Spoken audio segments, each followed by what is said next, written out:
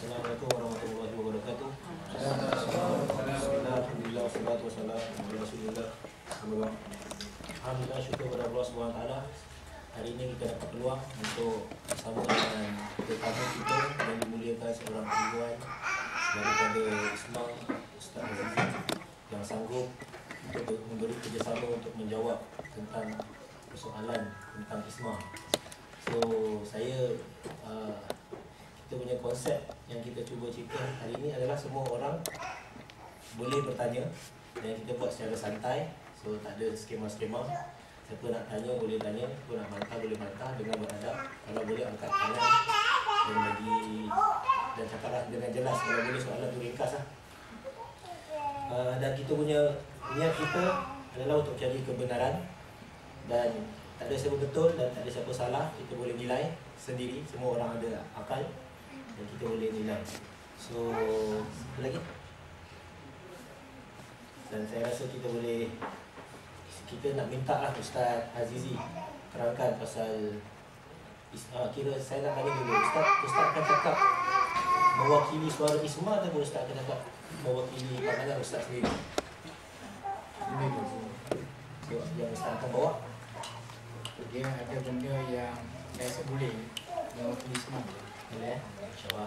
Kecuali kalau benda yang current, yang terkini tu, saya rasa Kena penuh sana sikit. Bawa usit. So, kita dah cuba mewawarkan, jemput semua orang yang sebelum ini banyak bercakap belakang pasal Ismah apa semua, dia dah panggil, kita cuba supaya dapat tekan. Jadi kita takrib dengan Ismah lah yang terlalu lengthy atau yang tak suka, kita dah bagi peluang. So kalau siapa yang panggil peluang ni orang lain ada peluang juga. So kita boleh mulakan dengan Ustaz boleh terangkan lah sedikit tentang pertubuhan Ismah, apa yang Ismah nak buat dan apa misi dan visi akan datang secara jelas kepada semua orang mana yang mungkin.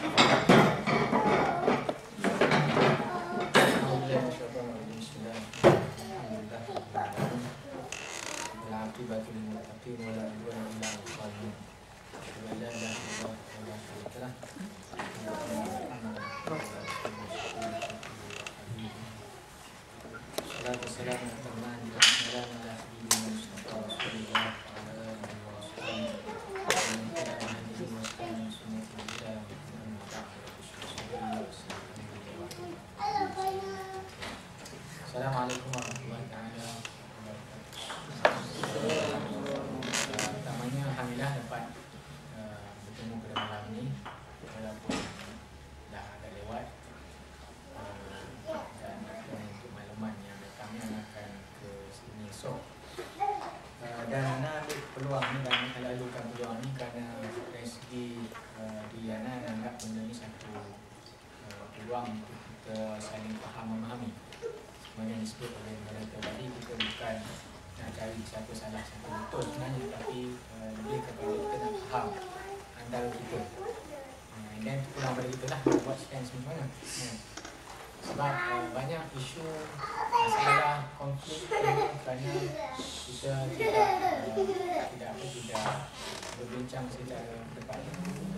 Bukan masalah kita tidak boleh ikut orang tu, kita ikut tu.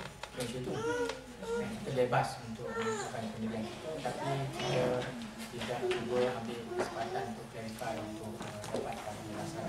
So bagi saya personally ini satu peluang yang bagus, dan harap-harap dapat menggunakan sebaik mungkin.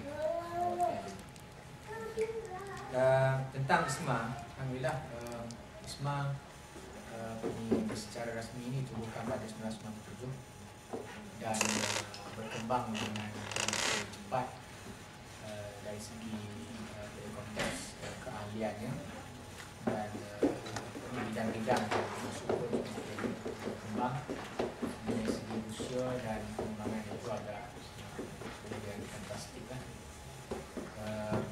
Walaupun kita tak nakkan apa-apa saja pertubuhan itu, dia mesti ada orang sokong dan tentang biasa itu. Kita punya perbezaan Ismah dengan yang lain ini penting.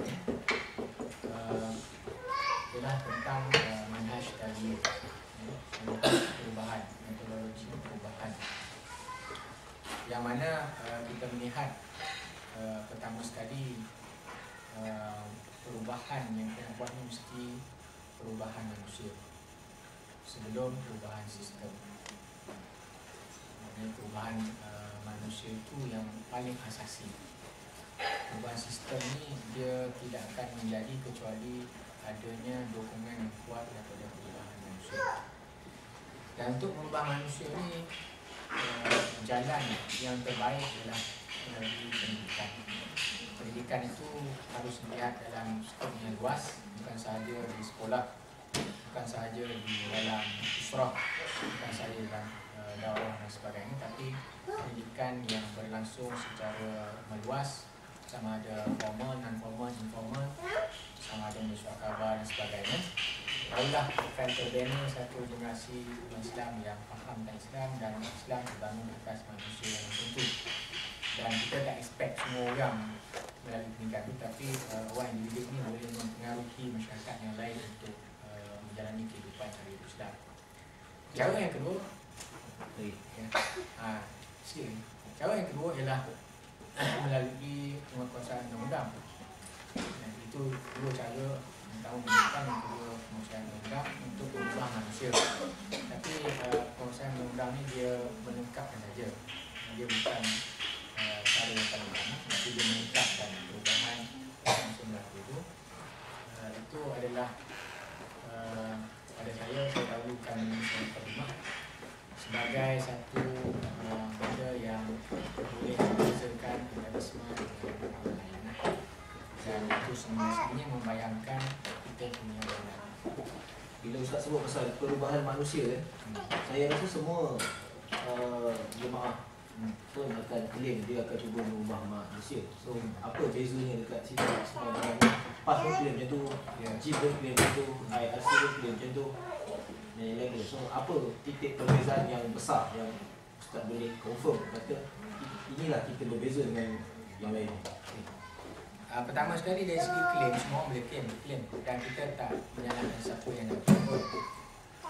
Tapi dari segi pelaksanaan, kita mengatakan perbezaan itu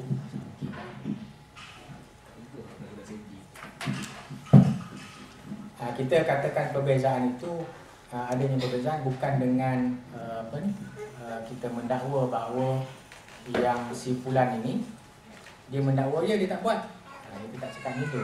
Tetapi benda tu berlaku secara pelaksanaannya yang menyebabkan kita ada cara kita sendiri yang tak sama dengan cara orang lain.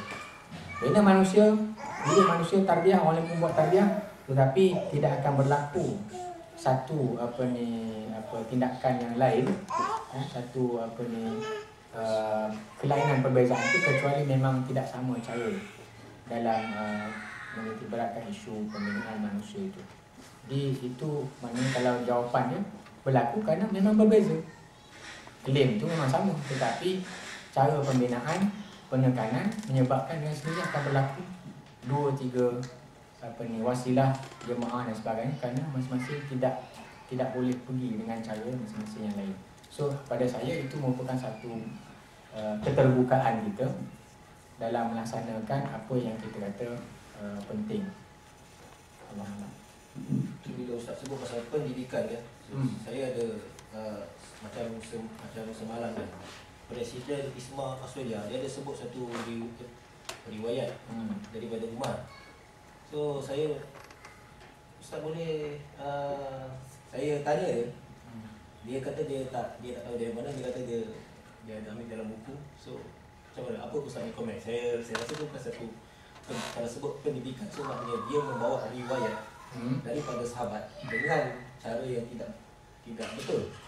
Dan so macam mana Ustaz nak kata pendidikan tu telah berjaya, sedangkan Ketua ISMA Australia sendiri gagal dalam membawa riwayat yang betul. Dia kata ada dalam buku, kalau kira dalam buku, dalam kitab hadis-hadis palsu pun kira buku juga kan. So macam mana Ustaz nak berdepan dengan masalah dengan dia ni ketua pun dah ada problem macam ni kan pula nanti yang bawah nanti. So macam mana Ustaz? Okey. Nak terang pasal pendidikan, apa yang difokuskan? Pasal itu hal penting. Bila kita cakap pasal pendidikan, kita cakap pasal pembinaan manusia. Dan manusia ni dia tak macam bangunan. Bangunan ni mana kita bila siap bangunan ni dah siap sempurna. Manusia dia tak macam tu. Dia punya pengembangan diri manusia ni dia akan berterusan. So dalam pengembangan diri manusia tu dia ada banyak fasa yang dia lalui. Dan kita tak boleh melantik atau meminta seseorang untuk memimpin kecuali setelah dia sempurna. Benda tu akan berlaku. Kan? Di kalangan ahli-ahli kita yang ada ni, siapa yang boleh memimpin? Dia yang terbaik, dia pimpinlah. Tanpa kita menafikan, dia mungkin tidak sempurna. Jadi kita kena faham benda tu. So apa yang dididik kalau macam dalam hal yang bagi saya dalam hal hadis ni satu benda yang besar, sebab bila kita meriwayatkan sesuatu yang kita sendiri tidak tahu, kita bawa satu cerita yang kita tidak tahu, saya rasa itu satu disiplin yang salah. So apa fokus pendidikan yang sebenarnya kalau macam tu? Itu maknanya masing-masing punya cara pandang pendidikan lah. Bagi kami pendidikan yang kami amat tekankan adalah isu keimanan dan isu akhlak, isu melaksanakan cara hidup Islam dengan kehidupan. Adapun dari segi knowledge, pengetahuan tentang hadis, hafal hadis tu, hafal Quran, semua itu itulah merupakan pelengkap. Jadi kalau orang yang hafal hadis, hafal semua Quran, satu benda yang bonus. Tetapi paling asas yang kita nak ialah orang berubah dengan keimanan dan juga dengan akhlaknya dan juga dengan sikap dia dalam apa saja yang dia lakukan. So contoh dalam isu tu yang macam entah tegur dia kan. So kita expect daripada ahli isma bila disebut macam tu, dia tak perlu maintain. Dia tak perlu ego. Betul. Itu memang ni. Kita tarbiyah dia supaya dia kena terima kalau orang tegur kelemahan dia dan dia tak tahu, dia kena akui lah. So itu asas yang kita kata nak didik orang, itu benda paling asas. Kalau boleh pergi lebih jauh, ada jemaah yang boleh tarbiyah ahli dia hafal Quran dan sebagainya, bagus, alhamdulillah. So Ustaz, open kan? boleh. Seorang yang tanya. Dia panas kan? Oh ya, jadi relax. Minum. Kena. Ustaz, tadi sebut pilihan kan, saya rasa tak perlulah satu jemaah tu nak tunggu ajar hadis apa semua, tapi isu yang kat sini ahli dalam jemaah tu sendiri tidak faham macam mana nak menyampaikan hadis, tapi dia ingin menyampaikan hadis. Jadi nampak seolah satu jemaah tu tidak mengajar ahli dia tu cara untuk menyampaikan dakwah yang sebenar, sedangkan cara dia menyampaikan dakwah tu boleh membuatkan dia terbuai hadis palsu. Jadi kalau dia tidak ada ilmu, ada lebih baik dia diam dalam hal begitu. Tapi kita tak nampak benda tu jadi. Dia sekarang ni kalau kita nak fokus kepada kelemahan, memang tak habis. Kena cakap kurang. Kalau kita nak bertanya tentang isma dan kita fokus pada kelemahan, sebenarnya saya pun boleh buat benda tu pada jemaah-jemaah lain. Dan itu adalah merupakan satu benda yang tak habis. Jadi anda bukan nak kata nak pertahankan isma buat apa kan. Kalau benda tu tak betul lah. Tetapi kita tengok dari satu sudut dalam berdakwah ni, apa yang kita boleh buat, kita buat. Dan kalau kita buat tu salah, ditegur, kita terima. Tapi kalau kita tak buat, sampai bila kita tak tahu bahawa kita salah. So kita ambil dari sudut tu. Maksud Ustaz dekat ini memang tak ada penekanan dalam hal bila Ustaz sebut dalam pendidikan, maknanya Ustaz tidak fokus dalam isu-isu nasib. Itu salah tu. Ana sebut, Sebab tu saya tanya. salah tu. Ana sebut asas yang paling penting yang kita tekankan ialah pendidikan, adanya keimanan yang menolak kepada tingkah laku dia berubah jadi seorang yang berakhlak baik dan menjadi contoh pada masyarakat dan boleh memimpin masyarakat. Itu pada paling asas. Adapun dia nak lengkapkan dengan hadis dan apa semua itu merupakan satu perjalanan kehidupan dia, perjalanan pembelajaran dia yang dia perlu selesaikan lah. So dalam perjalanan itu mungkin dia belajar daripada guru Quran dia ke hadis dia kan, macam entah nak tegur kita tak ada masalah kan? Dan benda tu adalah satu proses pembelajaran yang kita terbuka benda tu. Tapi nak cerita poin yang tadi, dalam isu kita nak kenal Islam, kita highlight satu kesalahan, satu kelemahan. Anda nak beritahu kita banyak kelemahan. Adakah kita nak kenal orang melalui kelemahan dia? So saya Jadi tak perlu macam tu lah. saya rasa benda yang ditegur ni, saya rasa mungkin Ustaz boleh bawa bincang, sebab saya rasa benda bagi saya tanya agak sedikit. Bila Ustaz kata dia akan membawa diri dia menjadi contoh, bagi saya bila orang tu menyebarkan hati palsu, dia tidak berakhlak. Sebenarnya tidak berakhlak dengan Nabi dan dia tidak berakhlak dengan Allah. Kecuali kalau dia tak tahu. Sebab kita ada beberapa kes dan kita telah cuba tegur dan ada yang bersikap degil itu dan ini. So saya rasa benda tu dia Apa hadis palsu tu? Hadis apa?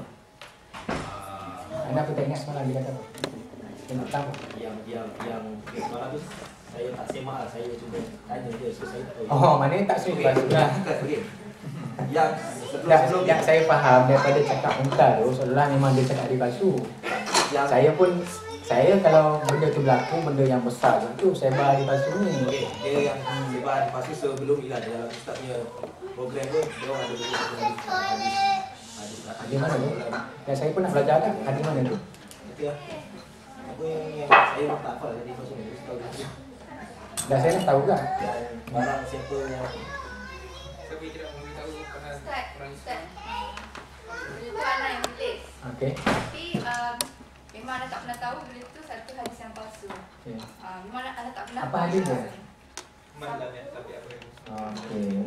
Kita cek lepas ni dan harap Lepas sebenarnya dari link tu, Hmm. sebab saudara ni letak link dekat benda tu dan tegur kesalahan anak. Okey. Baru anak tahu dia pernah tegur. Okey. Tapi anak memang tak pernah tahu Tak asal apalah. benda tu. So sebenarnya Ana pun bukan pakar hadis.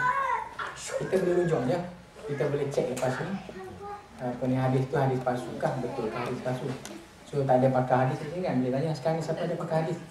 boleh semak lah. Tak sekarang yang ada dalam majlisnya ada tak? Tak ada. Ada. Tak ada lah apa mana kita hormat majlis macam tu kan. Kalau dia ada pakar dia tanya. So Ana sendiri tak ingat benda tu, so kita boleh cek lah. Kan? Dan Ana harap benda ni bila dia videokan ni satu dunia kena faham metodologi kita dalam isu ni ialah kita tahqiq. Dan kita tak ada mana bulat-bulat tolak tak. Kita lah yang betul, kita lah tak asuk itu ismah. Tapi kita bukanlah mana semata-mata terima belaka. Oh tak betul, memang tak. Kita cek juga. Mungkin kita ni betul orang yang cakap betul. So macam tu ya, itu ismah Lagi teruskan. Ada orang nak tanya, bersorang ni boleh.